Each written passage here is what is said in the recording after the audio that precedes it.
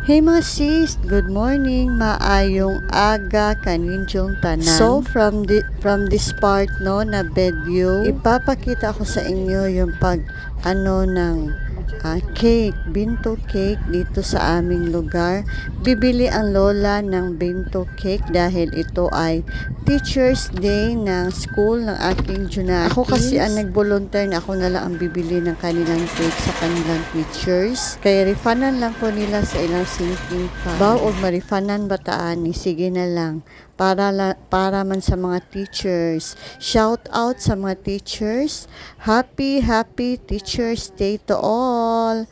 I am proud of you mga sis natin na teachers. Ayan, kabubukas lang po nila. At tayo'y papasok na mamaya dahil may tao na sa loob. Alam nyo guys, napakasarap ng kanilang binto cake dito mga sis. Dito po ako bibili usually ng aking mga regaluhan na yung maliliit lang na cake.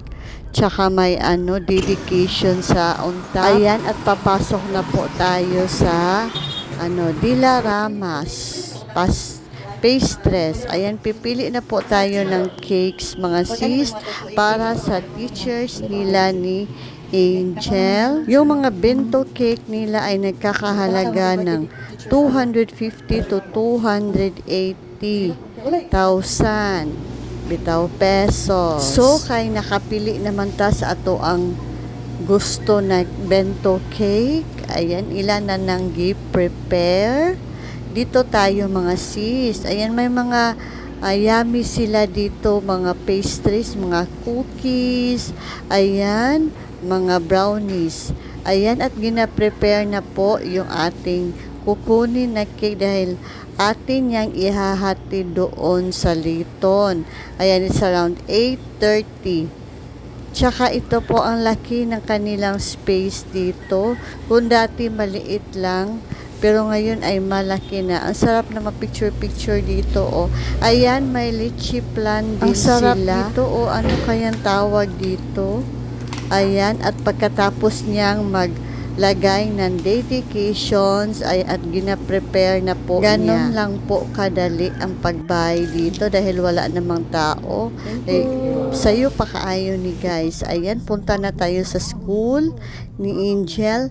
Ayan, ang daming nag-aano dyan sa mga rose, mga bulaklak po. Daghan kaayong naninda og bulaklak guys sa labas ng kanilang school dahil alam nila na Teacher's Day.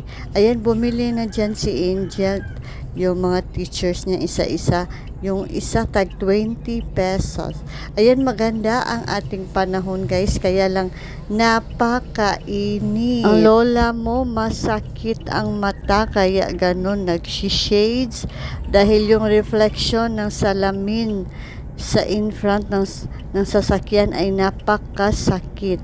Napakainit kasi ng panahon guys. Okay, yan lang po. But before anything else, ayan, pupunta muna tayo sa dahil bibili lang po ako ng pagkain doon sa aking breakfast. Masarap ang bami doon guys. Alam nyo guys, sayo pa lang sa buntag na. Yung bisihan ni lola mo, labi na ay mga affair, ani ako mga Junakins. Mo na mabisigid si lola kay ako man yun ang mangunay. Okay, let's go. Babu, don't forget to follow for more vids.